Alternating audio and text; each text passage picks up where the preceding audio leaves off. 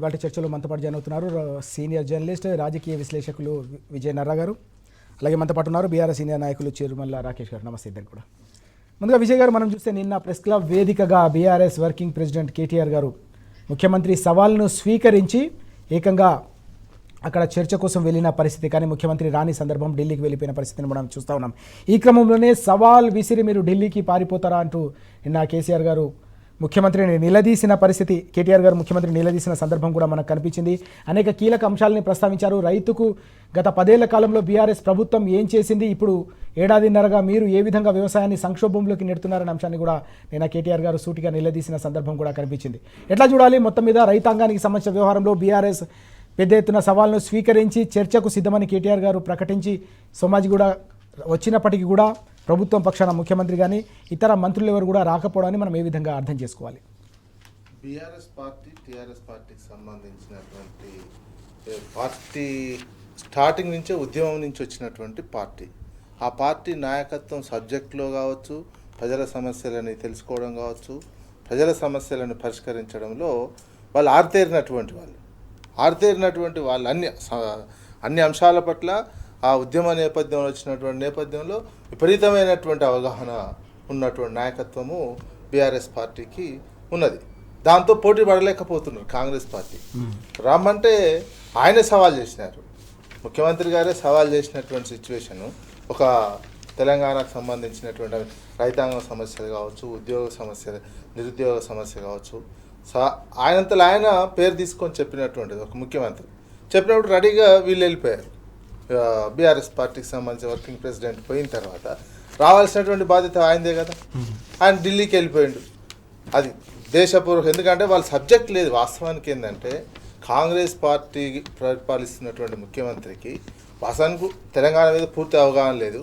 Plus వచ్చిన కానీ సమస్యలు పరిష్కరించింది లేదు. రైతాంగానికి సంబంధించినటువంటి అంశంలో దాదాపు 560-70 మంది ఆత్మహత్యలు చేసుకున్నటువంటిది, మీకు భరోసా ఇయ్యనటువంటిది. మీరు చెప్పింది ఒక భరోసా, ఇచ్చింది ఒక భరోసా. అదేవిధంగా ఎరువులకు సంబంధించింది పెట్టలేకపోయారు. దూపైనప్పుడు బాయిదైనప్పుడు తీరా ఎరువులు అవసరం ఉన్నప్పుడు ఢిల్లీకి పోతే అది హాస్యాస్పదంగానే ఉంటుంది.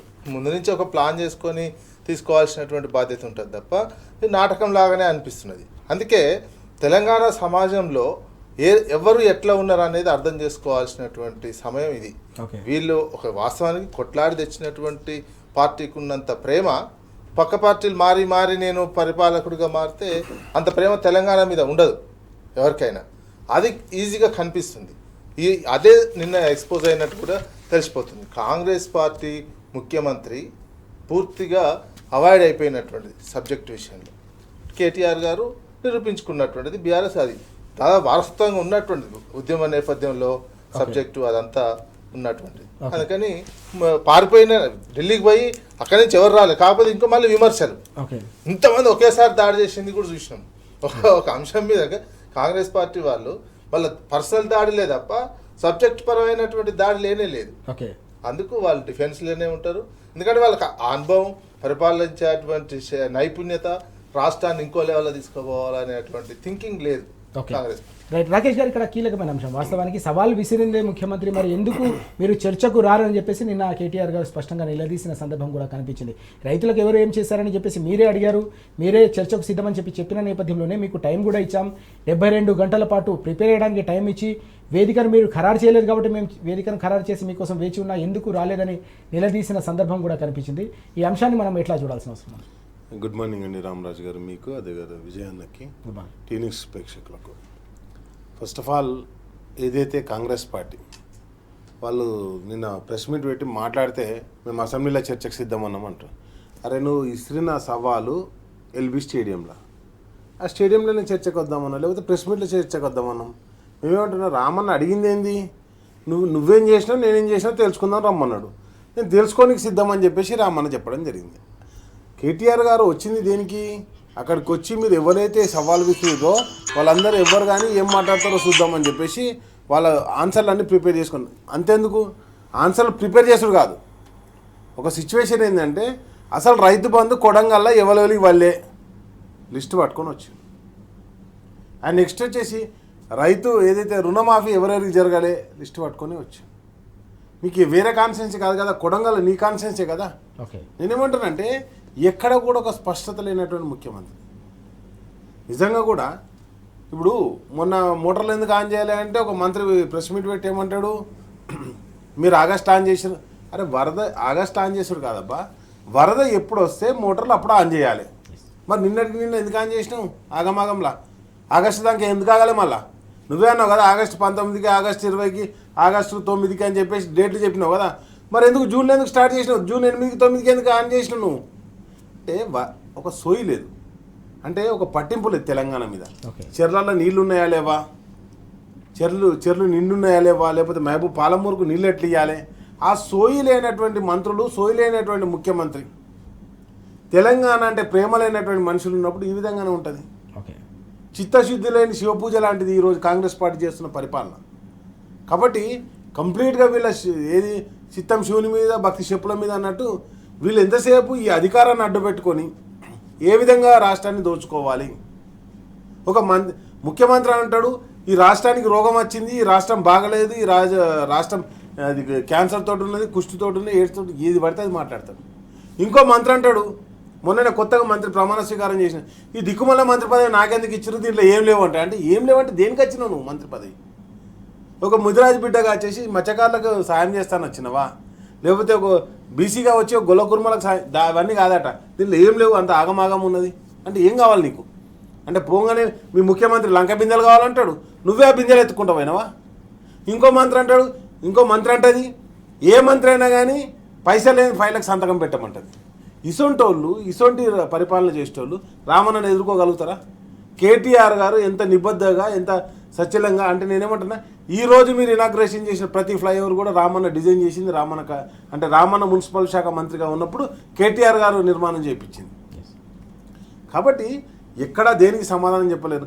అది హైదరాబాద్ అభివృద్ధి కావచ్చు, లేకపోతే ఈరోజు రాష్ట్రంలో రైతులకు అందుతున్నటువంటి బెనిఫిట్లు కావచ్చు, దేని విషయంగానైనా మేము ఛాలెంజ్, ఓపెన్ ఛాలెంజ్ అని చెప్పి బుడ్డ అందరూ మేము వస్తాం, మేము ఏడికి వస్తాము, మీ సీఎంఏ పారిపోయాడు ఢిల్లీకి. ఇంకోటి ఏంటంటే అందరూ ఏమంటారు, అది సీఎం ఢిల్లీకి పోయినప్పుడు ఎందుకు చెప్పిండు, సీఎం ఢిల్లీకి పోకముందే కేటీఆర్ గారు ఛాలెంజ్ విసిరిండు.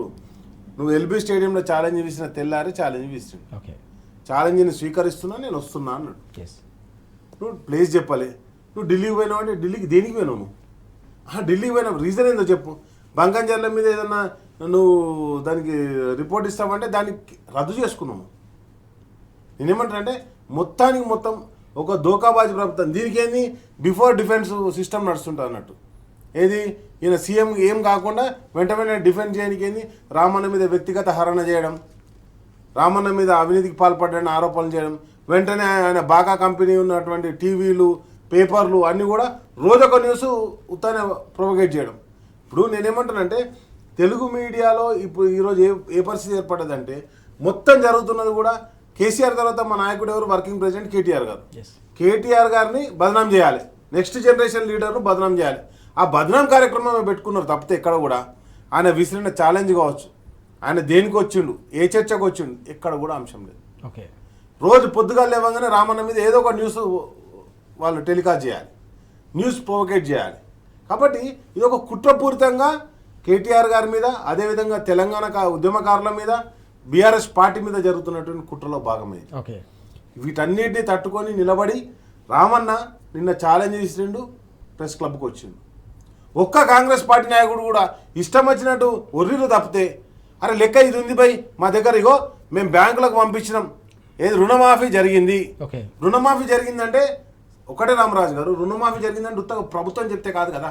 ప్రభుత్వం నుంచి వెళ్ళి ఒక బాండో, ఒక చెక్కో బ్యాంకులో పోతేనే కదా రుణమాఫీ జరిగింది. ఎన్ని పైసలు జరిగినాయి అని చెప్పేసి నువ్వు ఏదైనా బాండ్ చూపించినావా ఇంతవరకు కాంగ్రెస్ పార్టీ నాయకులు? అండ్ నెక్స్ట్ వచ్చేసి నువ్వు ఇంతవరకు రైతు బంధు ఇన్ని వేల కోట్లు పడ్డాయి, అన్ని వేల కోట్లు పడ్డాయి అని చెప్తున్నావు. అందరు రైతులకు పడ్డాయి అని చెప్పేసి ఎక్కడ నన్ను చెప్పగలుగుతున్నావు నువ్వు? నేనేమంటాను, ఎక్కడ కూడా క్లారిటీ. మళ్ళీ ఏమంటారు 14వ తారీఖు కొత్త రేషన్ కార్డు ఇస్తారు. అంటే 15 నెలల నుంచి ఇవ్వలేదన్నట్టే కదా.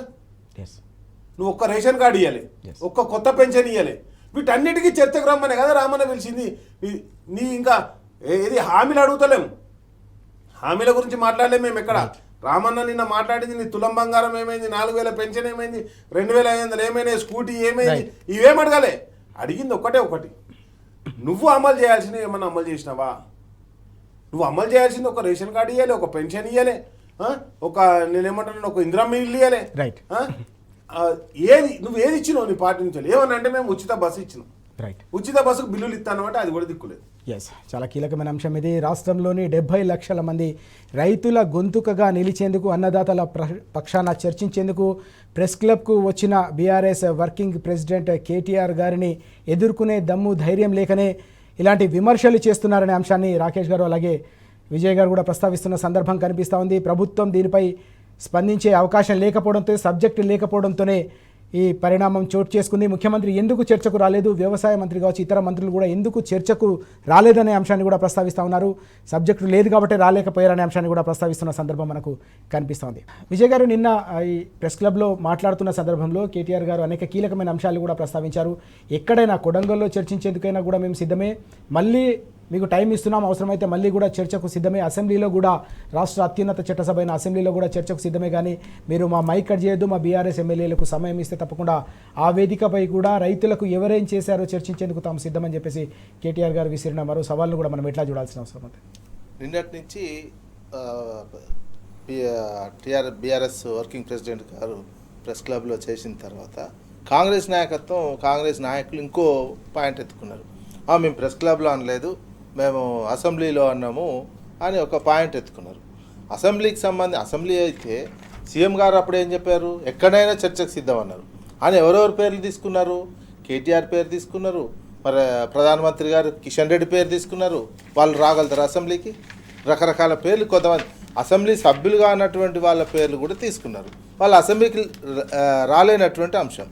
ఇక అసెంబ్లీకి ఒకవేళ వచ్చిన అసెంబ్లీకి సంబంధించినటువంటి శాసనసభ్యులు చర్చకు వచ్చినటువంటి సందర్భం ఉన్నా, ఇది ఆల్రెడీ గతంలో దాదాపు 19 నెలల నుంచి జరిగినటువంటి వివిధ రకాల అసెంబ్లీ సెషన్లో అనేక అంశాల పట్ల డిస్కషన్స్ అయినాయి. డిస్కషన్స్ అవుతుంటే కూడా మనం చూసినటువంటిది మైక్ ఏ రకంగా కట్ చేస్తున్నటువంటి అంశం. తీరా సబ్జెక్టు రాగానే అవతల నుంచి లేచి తొండి కూత కోయడము, అల్లరి చేయడం అన్నా, లేదా స్పీకర్ తోటి మైక్ కట్ చేయడం అన్నా చూస్తున్నటువంటి పరిస్థితి చూసినాం అనేక సందర్భాల్లో. అందుకే మైక్కి సంబంధించినటువంటి ఒక అంశం మైక్ కట్ చేయకుండా ఉండాలనేది అది నిజంగా కట్ చేయదు. ప్రజాస్వామ్యయుతమైనటువంటి సెషన్ జరుగుతున్నటువంటి సందర్భంలో ప్రతిపక్షానికి సంబంధించినటువంటి ఎమ్మెల్యేలది మైక్ కట్ చేయకుండా మేము, ఎందుకంటే మళ్ళీ మీరే చెప్పుకుంటున్నారు కదా, మాది అత్యంతమైన ప్రజాపాలన, ప్రజాస్వామ్యయుతమైనటువంటి పాలన, మీరే చర్చకు రమ్మన్నటువంటి సందర్భంలో అది ఇవ్వాల్సినటువంటి అవసరం ఉంటుంది.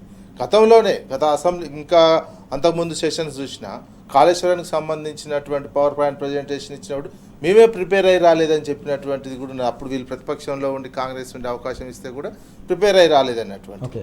ఇప్పుడు కూడా అదే పరిస్థితి. ఎందుకంటే సబ్జెక్ట్ పరంగా వీళ్ళు మనం చూసినటువంటి వివిధ రకాల చర్చల్లో కూడా ప్రతి అంశం మీద బీఆర్ఎస్ పార్టీకి సంబంధించినటువంటి ప్రతి శాసనసభ్యుడు ఒక్కొక్క అంశాన్ని లేవనెత్తున్నటువంటి విషయం, ఇదెందుకు చేయలేదని.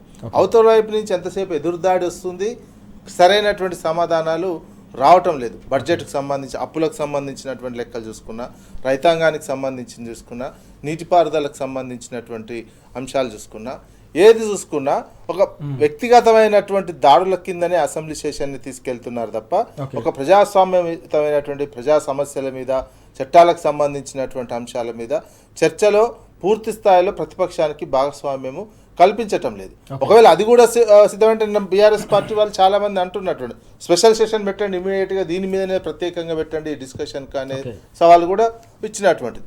దాని సైడ్ నుంచి ప్రభుత్వం నుంచి సమాధానం రావాల్సినటువంటి అవసరం ఉన్నది. అందుకే తప్పించుకునే విధంగా ప్రభుత్వం వ్యవహరించకూడదు.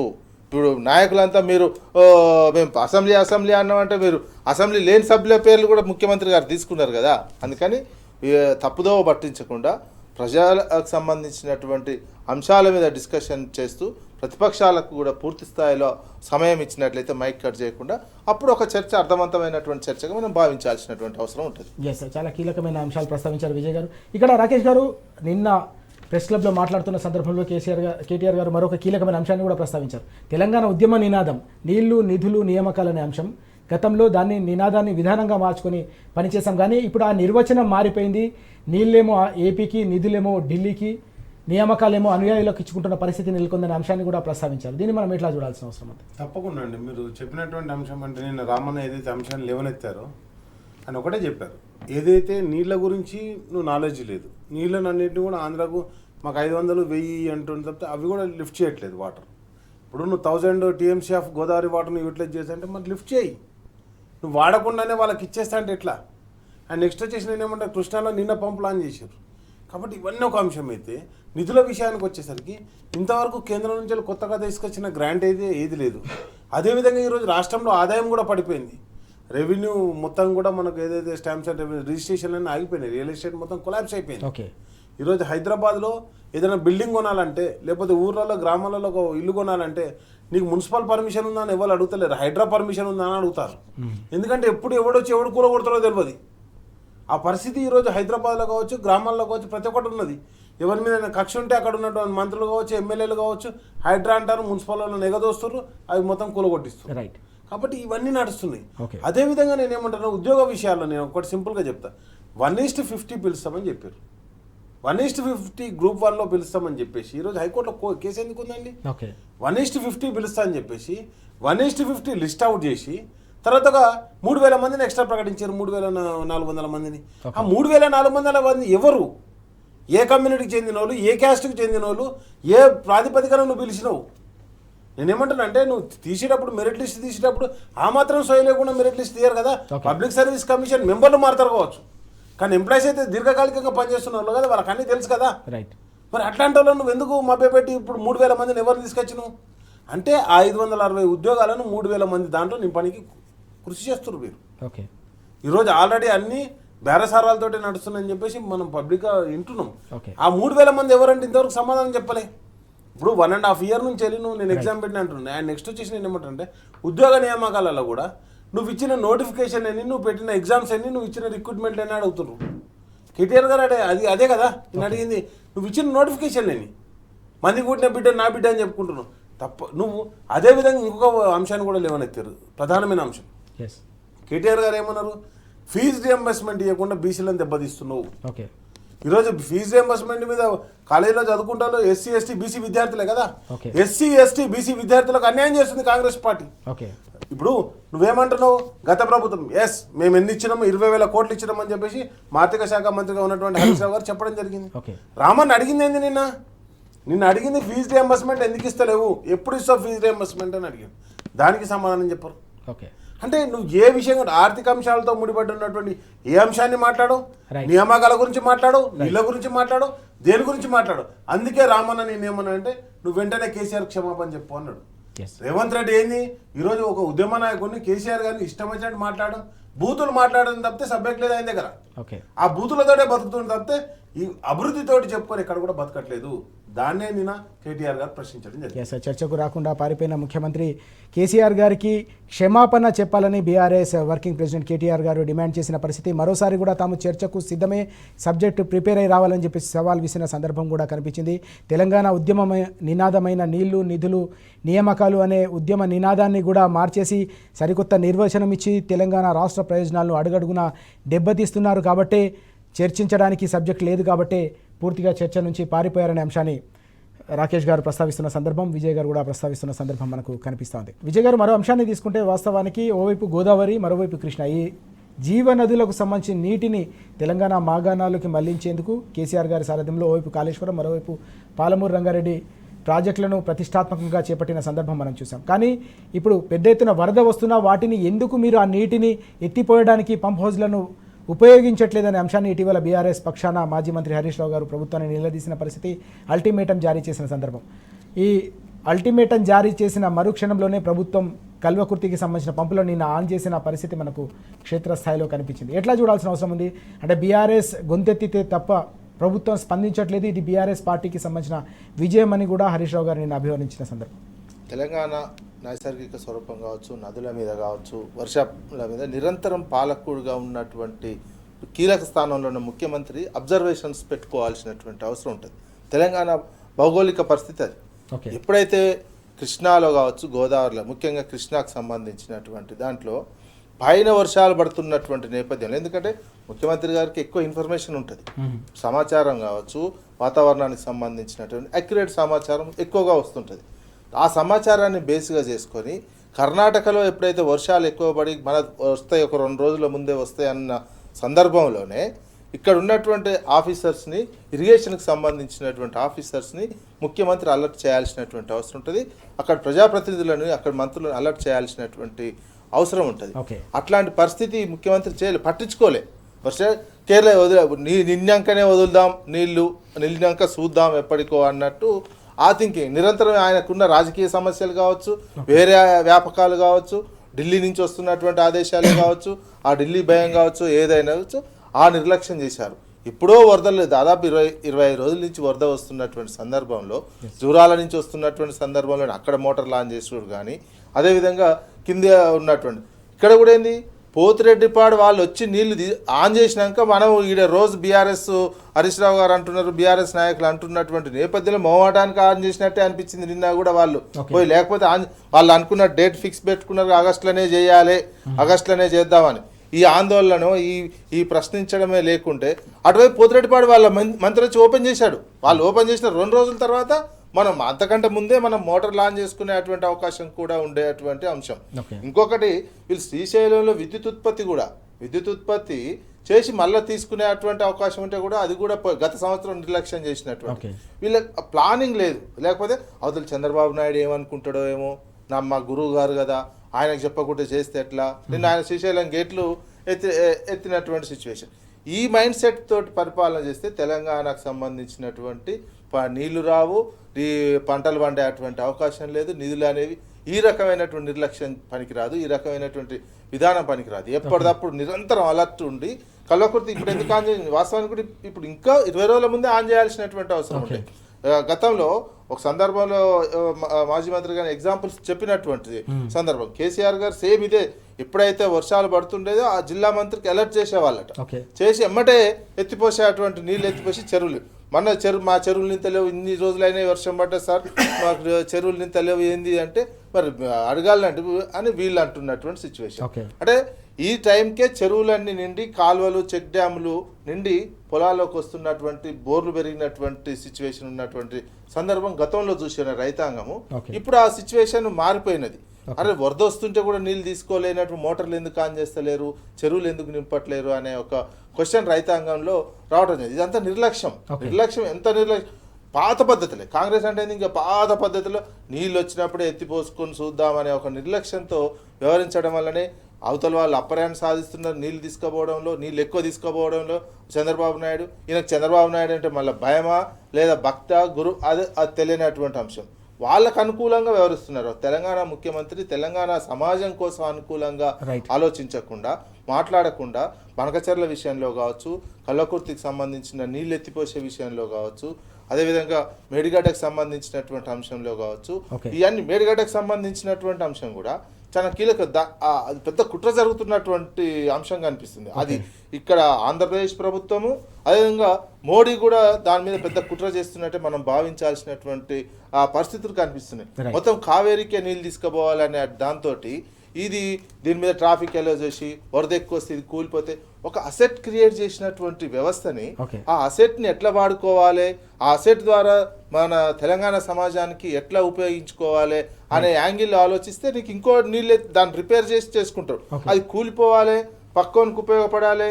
మోడీ ఏమంటాడో, మోడీకి ఏంది తమిళనాడు ఎలక్షన్లు ఉన్నటువంటి నేపథ్యంలో కావేరీకి నేను తీసుకొస్తున్న నీళ్ళు అని చెప్పుకోడి ఆ ఓట్ల కోసం చేస్తున్నటువంటి దాంట్లో ఈయన సహకరించి మన తెలంగాణ కోసం క్రియేట్ చేసిన ఒక ఆస్తిని నీళ్ల పాలు చేసేటువంటి కుట్ర జరుగుతున్నటువంటి దాన్ని మాత్రం సమాజం అర్థం చేసుకోవాలి. ప్రతి ఒక్కరు ఈ కుట్రని ప్రజల్లోకి ఎక్కువ తీసుకుపోవాల్సినటువంటి బాధ్యత కూడా బీఆర్ఎస్ పార్టీ నాయకులకైతే ఉన్నది. ఇది నిరంతరం ప్రజలను ఎడ్యుకేట్ చేయాల్సినటువంటి బాధ్యత బీఆర్ఎస్ పార్టీ తీసుకోవాల్సినటువంటి అవసరం ఉందనేది నా అభిప్రాయంగా చెప్తున్నాను. ఎస్, విజయ్ గారు చెప్పినట్టు రాకేష్ గారు, వాస్తవానికి కృష్ణాలో ఎగువ రాష్ట్రాలు నిర్మించిన ప్రాజెక్టుల వల్ల తెలంగాణకు వచ్చే నీరే తక్కువగా ఉంటుంది. వరద వచ్చినప్పుడే దాన్ని ఎత్తిపోసుకొని తెలంగాణకు సంబంధించి దక్షిణ తెలంగాణలో అత్యంత కీలకమైన పాలమూరు జిల్లా కావచ్చు, నల్గొండ, రంగారెడ్డికి సంబంధించిన అనేక కీలకమైన ప్రాజెక్టులకు నీటిని నింపుకోవాల్సిన అవసరం ఉంది. కానీ వాస్తవానికి 40 రోజులుగా వరద వస్తున్న నీటిని ఎత్తిపోయకుండా మీరు ఎందుకు తాత్సారం చేస్తా ఉన్నారు? ఏపీకి కృష్ణా జలాలు తరలించాలనే ప్రయత్నంలో భాగంగా ఇదంతా జరుగుతుందనే అంశాన్ని హరీష్ రావు గారు ప్రస్తావించిన తర్వాత మాత్రమే ప్రభుత్వంలో కదలిక వచ్చిన పరిస్థితి.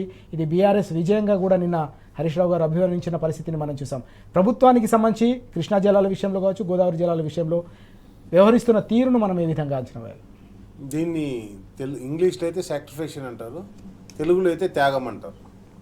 ఈడ ముఖ్యమంత్రి గానికి చంద్రబాబు నాయుడు సహాయం చేసిండు కాబట్టి ఈయన చేస్తున్నట్టు RS2 అనే ఒక సినిమా ఉంటుంది, ఆర్య 1 2 ఉంటుంది, అల్లు అర్జున్ సాక్రిఫైషన్ అని చెప్తాడు అన్నట్టు. సాక్రిఫై చేస్తుండే ఇక్కడ ఎందుకు చేస్తుండే అంటే అక్కడ చంద్రబాబు నాయుడిని గెలిపించాలంటే అక్కడ నీళ్ళు ఇవ్వాలి వాళ్ళు. ఇప్పుడు ఎందుకంటే అక్కడ ఏదైతే నీళ్ళు ఇవ్వాలంటే ఇక్కడున్న నీళ్ళు మొత్తం అక్కడికి పోవాలి. ఓకే 20 రోజుల నుంచే నీకు కృష్ణాలో నీళ్ళు పోతుంటే, గోదావరిలో నీళ్ళు పోతుంటే ఆ నీళ్ళని ఎవరికి సాక్రిఫై చేస్తుండే ఈయన?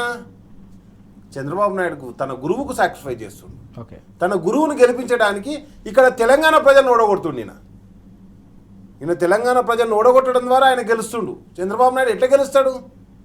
తెలంగాణ ప్రజలను ఓడగొడితేనే కదా. కాబట్టి ఆ ఓడగొట్టడంలో ఆయన బిజీగా ఉన్నాడు. ఈ రాష్ట్ర ముఖ్యమంత్రిగా ఉండి ఈ రాష్ట్ర ప్రజలను ఓడగొడుతుండు. కాబట్టి ఈరోజు కంప్లీట్గా నడుస్తుంది ఒక కుట్ర తెలంగాణ మీద.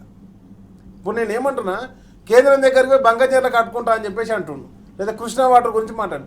మరి నువ్వు పాలమూరు బిడ్డవు కదా, నీ పాలమూరులో పంపులు ఎందుకు ఆన్ చేయాలి అంటే దానికి టైం రావాలి, డేట్ రావాలి. వరద వస్తుంది, ఆ డేట్ రాదు. ఆ మాత్రం సోయలేనోడు. అదేవిధంగా నేనేమంటున్నానంటే నువ్వు పాలమూరుకి ఏం చేసి పాలమూరు నీ కొడంగల్ అని స్టార్ట్ చేసుకున్నావు కదా, నీ కొడంగల్ ఎత్తిపోతాలని పెట్టుకున్నావు. ఎన్ని బస్తాలు సిమెంట్ కొన్నావు ఇప్పటి వరకు? నువ్వు కొన్న సిమెంట్ బత్తాల ధర చెప్పు, ఒక ఇండియన్ చూపెట్టుకి ఇన్ని సిమెంట్ బత్తాలు కొన్నాని. మా కేసీఆర్ గారు స్టార్ట్ చేసినటువంటి పంపులను ఆన్ చేయవు నువ్వు. ఏదైతే పాలమూరు ఎత్తిపోతారు పంపులు ఆన్ చేసి వచ్చాను కేసీఆర్ గారు. ఒక లింకు కథమైపోతే మొత్తం పాలమూరు నీళ్ళనే వస్తాయి. పాలమూరు కాదు, పాలమూరు, రంగారెడ్డి, అదేవిధంగా నల్గొండ దాకా నీళ్ళు పోతాయి, ఖమ్మం దాకా నీళ్ళు పోతాయి. ఆ మోటార్ ఆన్ చేయడు, ఆ ప్రాజెక్ట్ కంప్లీట్ చేయడు. ఎంతసేపు మూసీలో మట్టి తీయాలి, కాంగ్రెస్ పార్టీలో మట్టి నింపాలి అని ఏం చేయాలి? ఆ పైసలు పట్టుకురావాలి, కాంగ్రెస్ పార్టీకి కట్టాలి. ఓకే నువ్వు ఈరోజు పాలమూరు ఎత్తిపోతల గురించి ఎందుకు అడుగుతలేవు? ఇక వీళ్ళు ఒక లెక్క ఉంటే బీజేపీ వాళ్ళు ఇంకో లెక్క. ఆమె ఉంటుంది డీకే అరుణమ్మ, ఆమె ఎంపీగా గెలిచింది మొన్న. అరే మా జిల్లాలో పాలమూరు ఎత్తిపోతలు ఉన్నది, మరి కేంద్రం నిధులు ఇస్తుంది, ఏమైందా ముఖ్యమంత్రి ఎందుకు ఆన్ చేస్తలేవు, ఎందుకు స్టార్ట్ చేస్తలేవు అడగరు. వాళ్ళు తరతరాలుగా నాయకత్వం వహిస్తూ ఆ పాలమూరు ఎప్పుడు వెనుకబడే ఉండాలి, వీళ్ళు ఇళ్ళ ముందట వీళ్ళు వేసేటువంటి వాటికి ఆశపడి ఉండాలని చెప్పేసి ఒక కుట్రతోటి. నేనేమంటున్నానంటే ఒకప్పుడు ఏదైతే ఈరోజు ఉన్నటువంటి మహబూబ్ నగర్ జిల్లా ప్రాంతంలో వీళ్ళంతా పాత నాయకులే కదా, ఎందుకు మరి ఆ జిల్లాను ఎందుకు అభివృద్ధి చేస్తలేరు? ఓకే దాన్ని వెనకబాటులోనే ఉంచాలి. ఒక రాయలసీమ మెంటాలిటీ ఉంటుంది చూసిన, ఫ్యాక్షనిస్ట్ మెంటాలిటీ, ఆ మెంటాలిటీతో ఉంటారు మహబూబ్ నగర్ జిల్లాలో ఉన్నటువంటి చాలామంది నాయకులు, పాత తరం కాంగ్రెస్ నాయకులంతా. కేసీఆర్ గారితో వచ్చినటువంటి కొత్త తరం నాయకత్వం అంతా వెంటనే బిరబిరా కృష్ణమ్మ మా పొలాలకు మరలాలని చెప్పేసి ప్రతి ఒక్క ఎమ్మెల్యే కష్టపడ్డాడు. ప్రతి ఒక్కరు ఇట్లా వరద వచ్చిందంటే ఆ నీళ్ళలో పోయి తానాలు చేసి ఫోటోలు పెట్టేటోళ్ళు. ఈరోజు తానాలు కాదు కదా, కనీసం ఆ చల్లుకుందామంటే నీళ్ళు కూడా లేకుండా అయినటువంటి పరిస్థితి. కాబట్టి కాంగ్రెస్ కావచ్చు, బీజేపీ కావచ్చు, రెండు కూడా తెలంగాణ మీద కుట్ర చేస్తున్నాయి. ఇప్పుడు మంగంచర్ల ప్రాజెక్టు గురించి బీజేపీ నాయకుడు ఒక ప్రెస్ మీట్ పెట్టాడు. అరే మోటార్లు ఎందుకు ఆన్ చేస్తున్నాను ఒక ప్రెస్ మీట్ పెట్టారు. నువ్వు దేశంలో కేంద్ర మంత్రి కావచ్చు, లేకపోతే నువ్వు ఎంపీ కావచ్చు దేశానికి, కానీ నీ ప్రాంతం నుంచి తెలంగాణ నువ్వు ఎలక్ట్ అయింది, దాని గురించి ఎందుకు మాట్లాడు? మాట్లాడుతున్న కేసీఆర్ గారి మీద, కేటీఆర్ గారి మీద, హరీష్ రావు మీద, అందరి మీద రోజు ఒక కామెంట్లు. ఎవరైతే అవాకులు చవాకులు పెడతారో వాళ్ళకి రక్షణకు బీజేపీ పార్టీ నాయకత్వం వాళ్ళ స్టూడియోల ముందట కావాలి పెడుతుంది. నేనేమంటాను, ప్రతి ఒక్కరు అంటారు ఒక మీడియా తయారైంది, ఎల్లో మీడియా, పచ్చ మీడియా, కాంగ్రెస్ మీడియా. ఏమని? కేటీఆర్ గారిని ఒక వ్యక్తిగత హరణ చేయడానికి ఆయన ఇట్లా మాట్లాడతాడు, అట్లా మాట్లాడతాడు. ఏం మాట్లాడిండని? మా ఉద్యమ నాయకుడు, మా తొలి ముఖ్యమంత్రి కేసీఆర్ గారు ఆయనను పట్టుకొని ఇష్టం వచ్చినట్టు మాట్లాడుతుంటే, బూతులు తిడుతుంటే, కళ్ళు వీక్తా అని, తొండలు దొర్ర ఇష్టం వచ్చినట్టు ఆ మాటలు నేను చెప్పలేను. సీఎం గారు మాట్లాడుతుంటే మా నాయకుడు కేటీఆర్ గారు మరి వర్కింగ్ ప్రెసిడెంట్ స్పందించద్దా? నీ బూతులు ఏ భాషలో అయితే మాట్లాడుతున్నా అదే భాషలో స్పందిస్తుండు. కాబట్టి ఆ స్పందించిందని ఏం చేశారు? మళ్ళీ ఒక ప్రొవగేట్. నేనేమంటానంటే తప్పకుండా ఇంకొక మాట, మొన్న ఇది ఒక డిస్కషన్ పోతే అంటే ఒకళ్ళు ఏమంటారు అంటే, మీరు ఏదైనా ప్రచారం చేస్తే చట్టబద్ధంగా కేసులు పెట్టుకోరు అంటారు. ఎస్, నిన్న దాడి జరిగింది కదా, మీరు కూడా చట్టబద్ధంగా కేసులు పెట్టుకోర్రి. మీకెంత ప్రజాస్వామ్యం ఉందో, పత్రికా స్వేచ్ఛకు లేకపోతే మీడియా స్వేచ్ఛకు ఎంత ప్రజాస్వామ్యం ఉందో, రాజకీయ నాయకులుగా లేకపోతే ప్రజాస్వామ్యంలో ప్రజల మధ్య మనగాడుతున్నటువంటి నాయకులుగా మా పార్టీకి కూడా అంతే ప్రజాస్వామ్యం ఉంది. మీరు ఏదైతే చట్టసభల్లో కేసులు పెట్టుకోరని చెప్తున్నారో, కోర్టులలో చూసుకుందామంటారో, మేము కూడా జరిగినటువంటి ఏదైతే నిరసన, దాడి కాదు అది నిరసన, ఆ నిరసనను కూడా మీరు కూడా కోర్టులలో తెలుసుకోర్రి, పోలీస్ స్టేషన్లో కేసులు పెట్టుకోరు. ఎవరు వద్దన్నారు? నీకెంత ప్రజాస్వామ్యం ఉందో నాకు కూడా అంతే ప్రజాస్వామ్యం ఉంది. కాబట్టి ఏదైతే ఈటకే జవాబు పత్తాసే దేంగి, ఎవరిని కూడా దేన్ని కూడా వదిలిపెట్టేది లేదు. నేను అందుకే రామన్న బయటకు వచ్చిండు, రామన్న డైరెక్ట్ ఛాలెంజ్ చేసిండు, ప్రెస్ క్లబ్లో కూర్చున్నాడు. ఆడిడో కూర్చోలే, ప్రెస్ క్లబ్ నీలక కమాండ్ కంట్రోల్ స్టేషన్లో వచ్చేసి మీటింగ్లు పెట్టుకోలే. రామన్న డైరెక్ట్ పోయిండు, ఎక్కడైతే నీ ప్రెస్ క్లబ్లో మీడియా ముందంటే కాదు ఛాలెంజ్ చేసింది ఆడికే వచ్చి కూర్చున్నాడు. కాబట్టి తప్పకుండా మా కేటీఆర్ గారు అట్లనే ఉంటారు, మా వర్కింగ్ ప్రెసిడెంట్, మా యువతనంతా ముందుకు నడిపిస్తారు. నువ్వే భాష మాట్లాడతావు, మా కేటీఆర్ గారు కూడా అదే భాష మాట్లాడతారు. నువ్వు ఏ విధంగా సమాధానం చెప్తావు, మేము అదే విధంగా సమాధానం చెప్తాం. నువ్వు ఏ విధంగా మా మీద దాడి చేస్తావు, మేము కూడా అదే విధంగా మీ మీద దాడి చేస్తాం. అది మాత్రం స్పష్టంగా నేను కేటీఆర్ గారు చెప్పడం జరిగిందండి. Yes, BRS working president KTR గారిని రాజకీయంగా ఎదుర్కోలేక మాత్రమే ఇలాంటి కుట్రలకు తెరలేపుతున్నారనే అంశాన్ని రాకేష్ గారు ప్రస్తావిస్తున్న సందర్భం కనిపిస్తుంది. అన్నిటికంటే ముఖ్యంగా కృష్ణా జలాలకు సంబంధించిన వ్యవహారంలో బీఆర్ఎస్ రైతుల పక్షాన మాజీ మంత్రి హరీష్ రావు గారు అలాగే బీఆర్ఎస్కు సంబంధించిన నేతలంతా కూడా ప్రశ్నించిన తర్వాత మాత్రమే ప్రభుత్వంలో కదలిక వచ్చిన పరిస్థితి ఉందనే అంశం కూడా ప్రస్తావిస్తున్న సందర్భం కనిపిస్తోంది. కల్వకుర్తి లిఫ్ట్ను మరి ఆన్ చేశారు సరే, మరి కన్నేపల్లికి సంబంధించిన పంప్ హౌస్ను ఎప్పుడు ఆన్ చేస్తారనే అంశాన్ని కూడా ఈ సందర్భంగా డిమాండ్ చేస్తున్న పరిస్థితి. గోదావరి జలాల్లో అత్యంత కీలకమైన pump house Kannepalli pump house Medigadda బ్యారేజ్తో నిమిత్తం లేకుండా కూడా కన్నేపల్లి పంప్ హౌస్ నుంచి గోదావరి జలాలను ఎత్తిపోసే అవకాశం ఉన్నా కూడా ఎందుకు ఆ పంప్ హౌస్ను ఆన్ చేయట్లేదని చెప్పి నిలదీస్తున్న సందర్భం కూడా బీఆర్ఎస్ పక్షాన కనిపిస్తోంది. ఒకవేళ మీరు గనక పంపులను ఆన్ చేయకపోతే కేసీఆర్ గారి సారథ్యంలో లక్షలాది మంది రైతులతో కదిలి వచ్చి మేమే పంపులు ఆన్ చేస్తాం, రైతులకు సాగునీటిని అందిస్తామని ఇప్పటికే బీఆర్ఎస్ అల్టిమేటం జారీ చేసిన సందర్భం కూడా మనం చూసాం. ఆ అంశాన్ని కూడా విజయ్ గారు కూడా ప్రస్తావిస్తున్న పరిస్థితి మనం చూస్తా ఉన్నాం. విజయ్ గారు, మరొక కీలకమైన అంశం, వాస్తవానికి మేడిగడ్డ బ్యారేజ్ను రిపేర్ చేయాలని దాదాపు 7.5 కాలంగా కూడా కోరుతున్న సందర్భం, రైతాంగం పక్షాన కూడా డిమాండ్ చేస్తున్న పరిస్థితి. కేవలం 2 పిల్లలు మాత్రమే కుంగిన పరిస్థితి. వాటిని రిపేర్ చేస్తే పూర్తి స్థాయిలో వినియోగించుకునే అవకాశం ఉన్నప్పటికీ కూడా ఎల్ఎన్టీ దానికి ముందుకు వచ్చినప్పటికీ కూడా వాటి విషయంలో కనీసం అడుగు ముందే పడని పరిస్థితి. తాజాగా మరో కీలకమైన వార్త ఈరోజు వచ్చిన సందర్భం, మేడిగడ్డను పూర్తిగా అక్కడ వాహనాల రాకపోకలను కూడా ఆ బ్యారేజ్ పై నుంచి కూడా అనుమతిస్తున్నారు, సెక్యూరిటీని ఎత్తేసారనే ఒక ప్రయత్నం జరుగుతున్నట్టుగా తెలుస్తుంది. ఇదంతా కూడా మేడిగడ్డ బ్యారేజ్ను కుట్రపూరితంగా కూల్చేయాలి, కూలిపోయేలాగా ఒక కుట్ర చేస్తున్నారనే అంశం కూడా ఈరోజు పత్రికల్లో వచ్చిన ప్రధానమైన కథనం. ఎట్లా చూడాలి ఈ మొత్తం వ్యవహారాన్ని మనం? కాంగ్రెస్ పార్టీ అధికారం కొత్తలో వచ్చినప్పుడు ఒక సానుకూల ఎమ్మటే రిపేర్ చేపిద్దాము అనే యాంగిల్లో స్టాండ్ తీసుకున్నట్టు కనిపించి అక్కడ పవర్ ప్లాంట్ ప్రజెంటేషన్ పెట్టారు. ఉత్తమ్ కుమార్ రెడ్డి వీళ్ళంతా అప్పుడు ఉన్నటువంటి ఈఎన్సీలు వీళ్ళు అక్కడ ఒక పవర్ ప్లాంట్ ప్రజెంటేషన్ పెట్టి నెక్స్ట్ 2 వీకుల్లో మేము బాంబే నుంచి టీముని తెప్పిస్తున్నాం, డైమండ్ కట్ చేసేసి పిల్లర్స్ని తీసేసి కొత్తవి కడతామని లైవ్లో అనౌన్స్ చేసినటువంటి సిచ్యువేషన్. లైవ్లో అనౌన్స్ చేసిన తర్వాత అప్పుడు చంద్రబాబు జోక్యం చేసుకున్నాడో మరి రేవంత్ రెడ్డి ఏ రకమైనటువంటి ఆలోచన వచ్చిందో రాజకీయ కోణం అయిపోయింది.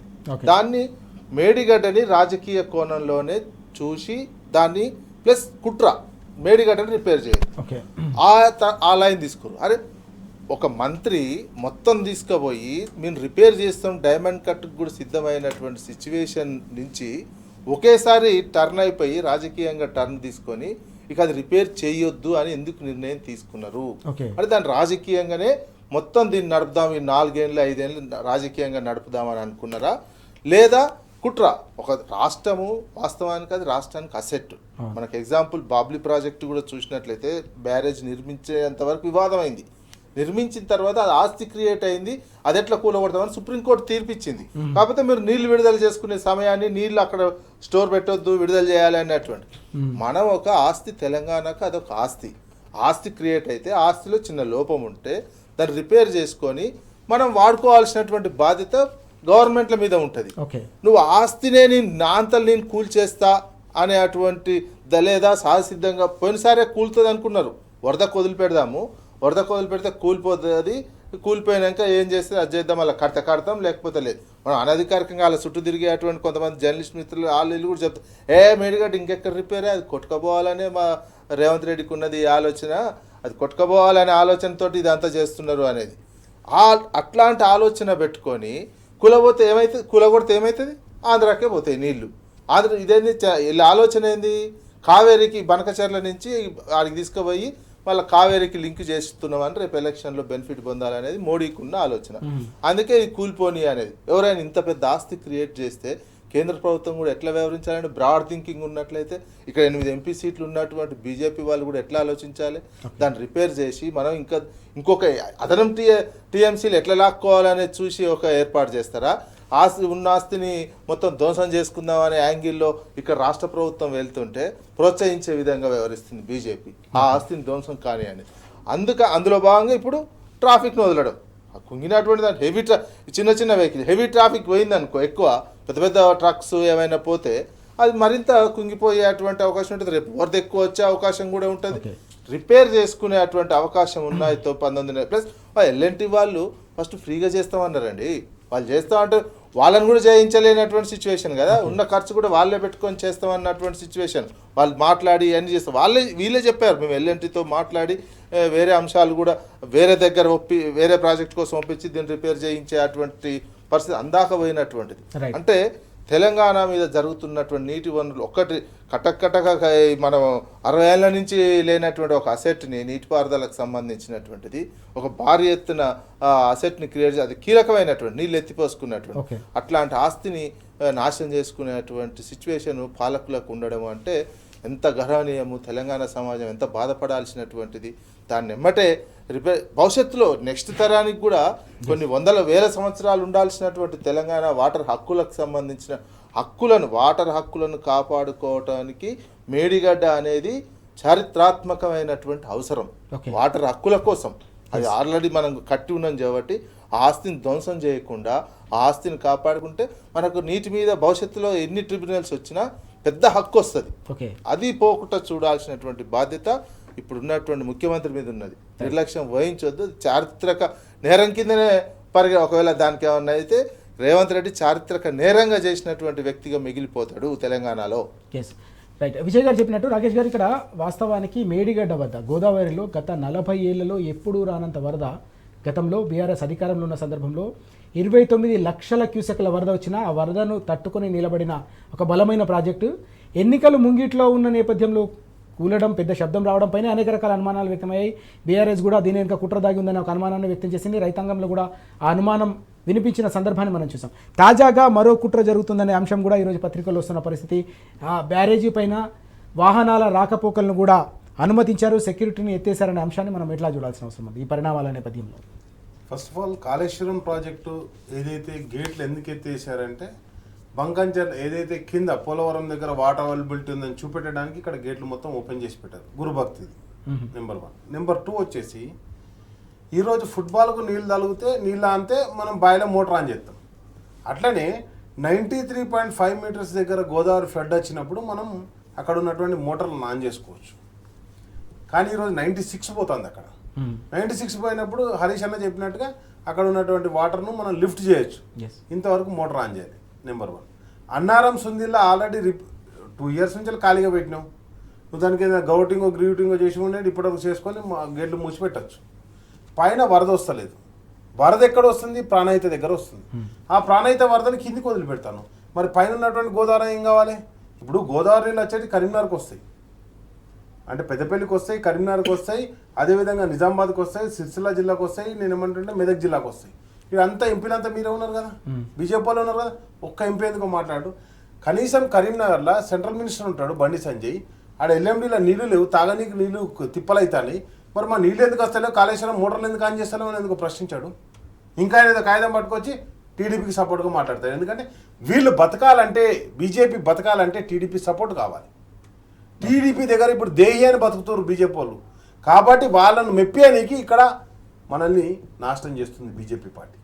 అదేవిధంగా తన గురువును కాపాడుకోనికి ఇక్కడ ఉన్నటువంటి ముఖ్యమంత్రి గారు ఆయన నాశనం చేస్తుంది. ఇవన్నీ ఒక అంశం అయితే ఇక కాంగ్రెస్ ఒక డ్రామా.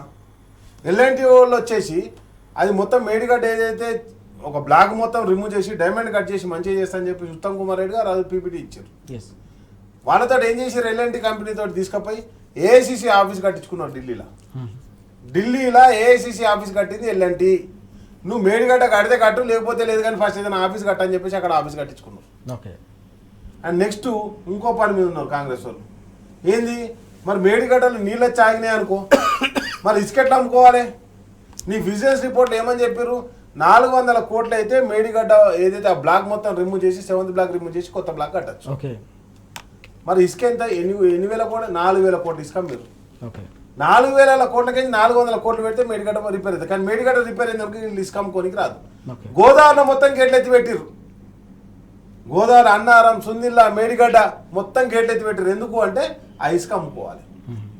వీళ్ళదంతా వ్యాపార కోణమే తప్పితే రైతు కోణమో మానవీయ కోణమో ఎక్కడ కూడా లేదు. ఓకే, కాబట్టి ఈరోజు ఏదైతే హరీష్ అన్న నిన్న ఛాలెంజ్ చేస్తే మొత్తం లక్షలాది మందితో కేసీఆర్ గారి ఆధ్వర్యంలో మేము తరలి వస్తాం, మోటార్ లాంచ్ చేస్తామంటే ఈరోజు ఆన్ చేసి రేపు అదే పరిస్థితి ఈరోజు కాళేశ్వరంలో కూడా అవుతుంది. ఎందుకంటే మా కాడ మా పెద్దపల్లి జిల్లాలో కావచ్చు, లేకపోతే కరీంనగర్ జిల్లాలో కావచ్చు, ఎక్కడ కూడా నీళ్లు లేవు, గ్రౌండ్ వాటర్ లేదు. నేనేమంటే నువ్వు కంపల్సరీ కాళేశ్వరం మోటార్లు ఆన్ చేయాల్సిందే. ఓకే, అండ్ నెక్స్ట్ వచ్చేసి గోదావరిలోకి నీళ్ళు తీసుకోవాలంటే కాళేశ్వరం తప్ప వేరేది లేదు. ఎందుకంటే వీటన్నింటినీ కూడా అండ్ నెక్స్ట్ వచ్చేసి ఇంకొక మాట, మొత్తం ఆడ లింకులు 8 లింకులు ఇది కాళేశ్వరం ప్రాజెక్టులు. ఆ గోదావరిలో ఉన్నది ఒకటే లింకు, మిగతా లింకులన్నీ కూడా గోదావరి వాటర్ మీద డిపెండ్ అయి ఉంటాయి. 7 లింకులు దాని మీద డిపెండ్ అయి ఉంటాయి. ఇక్కడ మల్లన్న సాగర్, కొండపోచమ్మ దాకా కూడా లింకుతోనే డిపెండ్ అయి ఉంటుంది. నీకు ఎల్లంపల్లిలో నీళ్ళు నిండాలి, ఎల్లంపల్లి నుంచి మిడ్మానేర్లో పడాలి, మిడ్మానేర్ నుంచి అనంత సాగర్లో పడాలి, అనంత సాగర్ నుంచి రంగనాయక సాగర్లో పడాలి, రంగనాయక సాగర్ నుంచి మల్లన్న సాగర్లో పడాలి, మల్లన్న సాగర్ నుంచి కొండపోచమ్మకు పడాలి. ఇవన్నీ పడాలంటే ఎట్లా? కంపల్సరీ గోదావరికి నీళ్ళు రావాలి. మరి నీళ్ళు ఏడున్నాయి? కాళేశ్వరం దగ్గర ఉన్నాయి. అవి నీళ్ళు ఎత్తిపోస్తేనే కదా ఎల్లంపల్లి నీళ్ళు వచ్చేది. Yes, right. చాలా కీలకమైన అంశం ఇది. వాస్తవానికి మేడిగడ్డ అనేది తెలంగాణ రైతులకు సంబంధించి, తెలంగాణ రాష్ట్రానికి సంబంధించిన ఒక వరప్రదాయం లాంటిది. ఇది ఒక చారిత్రాత్మకమైన అవసరం. మేడిగడ్డ బ్యారేజ్ ఉండడం అనేది గోదావరిపై తెలంగాణకు శాశ్వతంగా నీటి హక్కులు ఉండాలి అంటే తప్పకుండా మేడిగడ్డ బ్యారేజీని తప్పకుండా మనం ఒక చారిత్రక అవసరంగా భావించాల్సిన అవసరం ఉంది. కానీ దాన్ని ఒక కుట్ర కోణంలో ఏ విధంగానైతే ఆంధ్రప్రదేశ్కు పూర్తిగా గోదావరి జలాలను తరలించాలన్న ఒక ప్రయత్నంలో భాగంగానే మేడిగడ్డను రిపేర్ చేయకపోవడమే కాకుండా బ్యారేజ్పై వాహనాలను కూడా అనుమతిస్తున్నారనే అనుమానం వ్యక్తం చేస్తూ ఉన్నారు విజయ్ గారు, అలాగే రాకేష్ గారు. తప్పకుండా దీన్ని రిపేర్ చేయాలి, లేకపోతే తెలంగాణ రైతాంగం ఎట్టి పరిస్థితుల్లో కూడా ప్రభుత్వానికి క్షమించదని కూడా హెచ్చరిస్తున్న పరిస్థితి ఇక్కడ కనిపిస్తూ ఉంది. బ్యాక్ మరో అంశం తీసుకుంటే విజయ్ గారు, ఈరోజు మనం చూస్తున్నాం పత్రికల్లో వచ్చిన కథనాల్లో హైడ్రాకు సంబంధించిన అంశం కూడా కనిపిస్తూ ఉంది. ఒక నిరుపేద మహిళ తన ఇంటిని, తన గూడును కాపాడుకునేందుకు ఏకంగా బుల్డోజర్ కింద పడుకొని ప్రాణాలకు తెగించి ఆర్ధనాదాలు చేస్తున్న ఫోటో ఐటమ్ మనకు అందరినీ కూడా కలిసివేస్తున్న సందర్భం, అందరినీ కూడా బాధ పెడుతున్న సందర్భం కూడా కనిపిస్తుంది. ఎట్లా చూడాల్సిన అవసరం ఉంది? నిరుపేదలకు సంబంధించిన అంశంపై వారి గూడును కావచ్చు, వారి ఇళ్లను, వారి సంబంధించిన గుడిసెలను కూల్చివేస్తున్న ఈ అంశాన్ని ఎట్లా చూడాల్సిన అవసరం ఉంది? అంటే స్టార్టింగ్ నుంచే ప్రభుత్వం మొదలైంది కూల్చివేత నుంచి మొదలైంది. స్టార్టింగ్ కూల్చివేత నుంచి మొదలైనటువంటి నెగిటివ్ ధోరణితో మొదలైనటువంటి పాలన ఈ స్థాయికి వచ్చింది. బుల్డోజర్ కింద మనుషులు పండుకునేటువంటి సిచ్యువేషన్కు బుల్డోజర్ మీదంగా. ఇది కాంగ్రెస్ పార్టీ 19 నెలల కాలంలో ప్రజాస్వామ్య పాలన, ప్రజాపాలన అని చెప్పి తీసుకొచ్చింది. ఇందిరమ్మ ఎమర్జెన్సీ దాకా తీసుకొచ్చినటువంటి పరాకాష్ఠకు చేరుకుంది 19 నెలలకే. హైడ్రా అని కావచ్చు, మూసీ అని కావచ్చు, కూల్చివేతల పేరుతోటి ఇంకేదో చేయబోతా అని ఏదో చేసినట్టు మొత్తం ఒక నెగిటివ్ యాటిట్యూడ్ తోటే పరిపాలన సాగుతుంది. కూల్చివేతలు, తిట్లు, బూతులు, ఈ యాంగిల్లోనే మొత్తం జరుగుతున్నది.